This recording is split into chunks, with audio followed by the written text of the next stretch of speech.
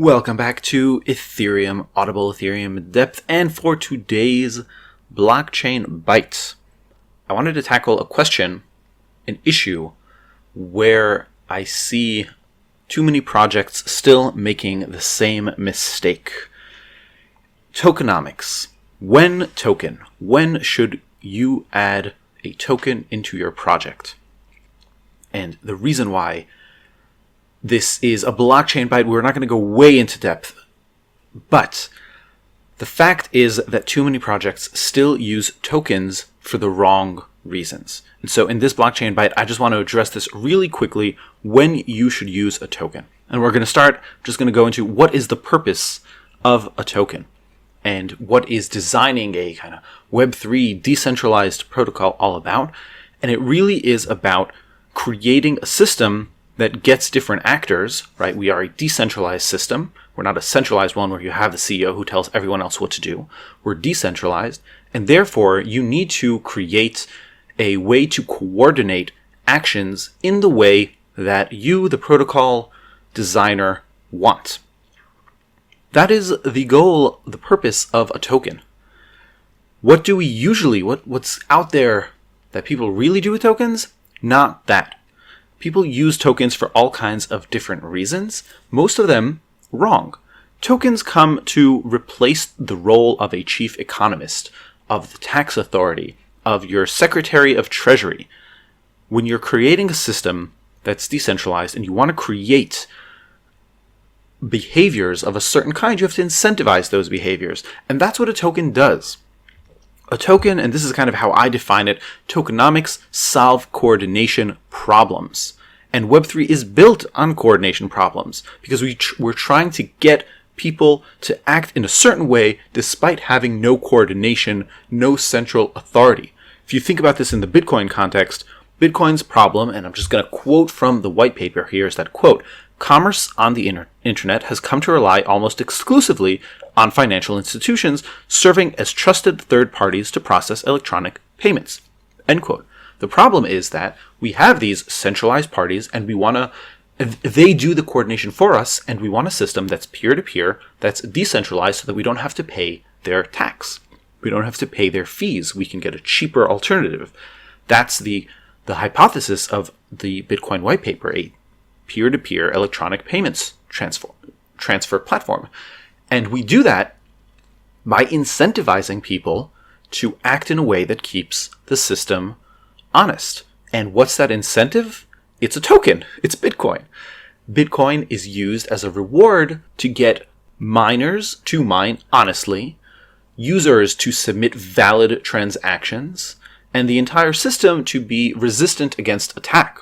Right? That's the thesis. The thesis is if you mine honestly and you don't fork the chain, you will get your reward. You're not forking the chain because you know that if you're not included in the longest proof of work, that reward you got doesn't hold true because in the longest chain, you never got your reward. And so it's in your best interest as a miner to mine the longest valid chain. And that's the incentive mechanism. And to do a double spend attack is very hard because, again, that risk of mining a chain that your block won't get included in the longest valid chain exists. That's the tokenomics of Bitcoin, and it's there to solve a coordination problem of getting users and miners to interact together in a decentralized way. The same is true for proof of stake mechanisms. The tokens are there to coordinate incentives towards a common goal, and that is the core goal of tokenomics. It's to solve a coordination problem. It's to get different stakeholders in an ecosystem who have different incentives to act in a coordinated fashion by giving them a monetary reward. That's when we should be using tokenomics. If you look at your protocol and you see completely different stakeholders with different incentives and you don't know how to get them to act in a certain way, that's when you add in a token. You also need to make sure that the problem you're solving has enough financial rewards so that that token actually has value. Otherwise, it might not be valuable enough to work on, right? If you're building a system where the coordination problem it's only worth $200, well, that's not going to be worthwhile to coordinate. But if you're solving a big problem that's worth $500 billion, then it's worth it. And so when you think about your protocol, when you look at your protocol, or when you look at another protocol and you see them solving a coordination problem, aha, that's where a token makes sense.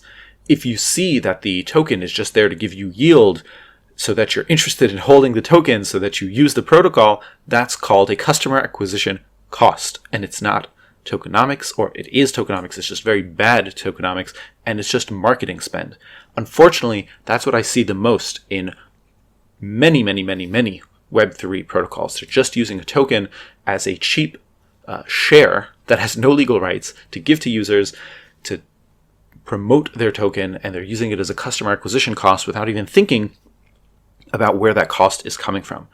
And this question of when to use a token and how to evaluate whether it's worthwhile or not, I think is so critical. But the basis of that, and since this is a blockchain bite, I don't want to get into it forever, but really the basis of that is, are you solving a coordination problem? Is your token focused on incentivizing different stakeholders to solve that problem in a coordinated fashion despite decentralization? And as you can hear, this is really a monetary incentive. So you also have to be aware of that. Tokens are monetary incentives. They don't solve non-monetary incentives. It's very hard to get people to act in a coordinated fashion around a common goal if their incentives are kind of internal and what interests them is non-monetary things, but you're giving them a token.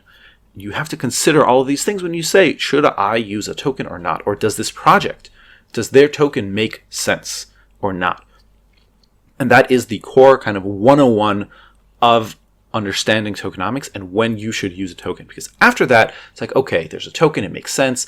What's the supply? What's the demand? What's the value of that token? And that gets more into financial projections, very common for a company or a public company and evaluating a stock.